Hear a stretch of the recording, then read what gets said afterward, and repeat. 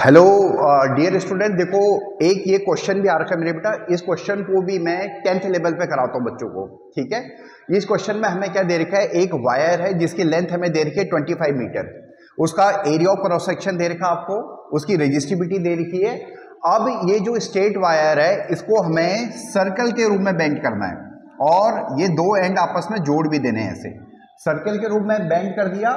अब जो diametrically opposite and है, कोई भी दो एंड ले लीजिएगा डायमेट्रिकली अपोजिट, इन दो एंड के बीच का हमें रेजिस्टेंस बताना है, इक्विवेलेंट रेजिस्टेंस या रेजिस्टेंस हमें कैलकुलेट करना है। तो मेरे बेटा ये सवाल भी बहुत सिंपल क्वेश्चन है, इस क्वेश्चन को भी हम 10th के स्टूडेंट को कराते हैं, ठीक है। तो आप देखो सबसे पहले रेजिस्टेंस को कैलकुलेट कर दो। रेजिस्टेंस का फॉर्मूला क्या होता है, रो एल अपॉन ए, ठीक है। वैल्यू सब्स्टिट्यूट कर दीजिए। रेजिस्टिविटी की वैल्यू दे रखी है हमें 2 × 10⁻⁻⁶, लेंथ दे रखी है 25 मीटर और एरिया ऑफ क्रॉस सेक्शन कितना है 5 मिलीमीटर मेरे बेटा, मिलीमीटर स्क्वायर, -3 × -3, ये मीटर स्क्वायर में कन्वर्ट हो जाएगा ऐसे, ठीक है। देखो कैलकुलेशन करनी भी आनी चाहिए आपको और ये सब SI यूनिट में है, ठीक है। अब हम इसको 10⁻³ × 10⁻³ यानी 10⁻⁻⁶, ये कट गया और 25 यानी ये आ गया हमारे पास 10 ओम, ठीक है मेरे बेटा। यानी जो स्ट्रेट वायर हमें दे रखी है, जो स्ट्रेट वायर हमें दे रखी है ये हमें 10 ओम की दे रखी है, ठीक है। अब हमने इसको बेंड कर दिया है, किस फॉर्म में, सर्कल के फॉर्म में बेंड कर दिया है, ठीक है। अब इसके दो and diametrically opposite and, question बड़ा सिंपल है ये, ठीक है।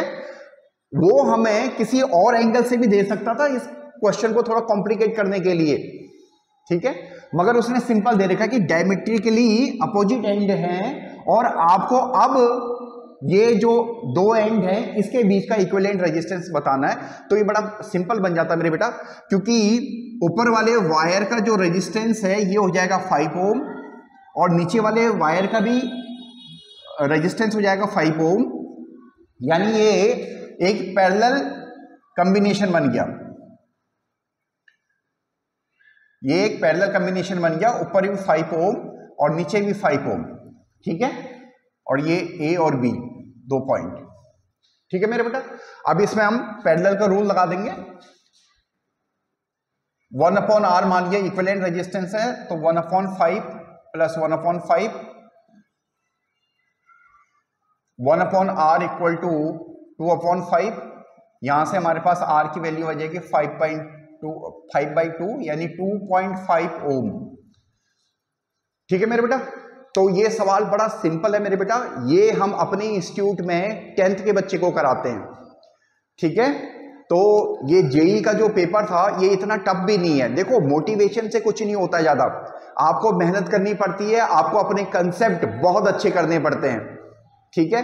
तो ये सवाल बहुत आसान सवाल था और विश्वास करो जो हमारे इंस्टीट्यूट में बच्चे पढ़ते हैं 8-10 क्वेश्चन तो ऐसे थे कि जो 10th के बच्चे भी कर सकते हैं, ठीक है।